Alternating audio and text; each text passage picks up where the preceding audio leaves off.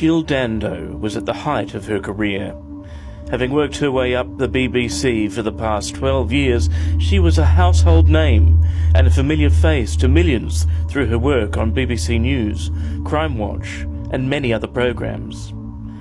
At 37, with her wedding set for later in the year, it seemed to some that she had it all and was living her dream. However, that dream was to cruelly shatter in an instant.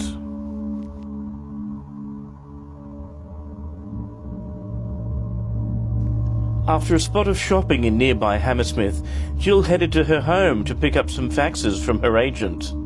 At around 11:30, as she approached the door, someone pushed her to the ground and fired one shot into her head.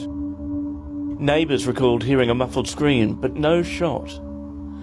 Jill was discovered by a horrified neighbour around a quarter of an hour later. She was conveyed to hospital but pronounced dead on arrival. Despite one of the largest police investigations ever mounted in the UK, we still don't know who the assailant was. A brace of eyewitnesses claim to have seen a well-dressed man running in a suit and a thin tie shortly after the murder.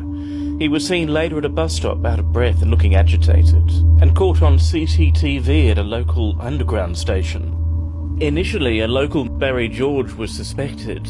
He was convicted of her murder in 2001, however, he was freed when a retrial found him not guilty after evidence of ammunition residue in his pockets was found to be unreliable.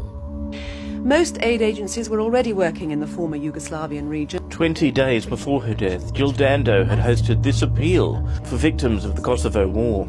After her death, the BBC, along with other media outlets, received phone calls claiming she'd been killed on behalf of Serbian groups. And although initially considered an unlikely scenario, Scotland Yard is rumoured to be examining CCTV footage of the man to see if it matches the appearance of a man known to be a Serbian Secret Service assassin. If you know anything about the identity of Jill Dando's killer, contact Scotland Yard.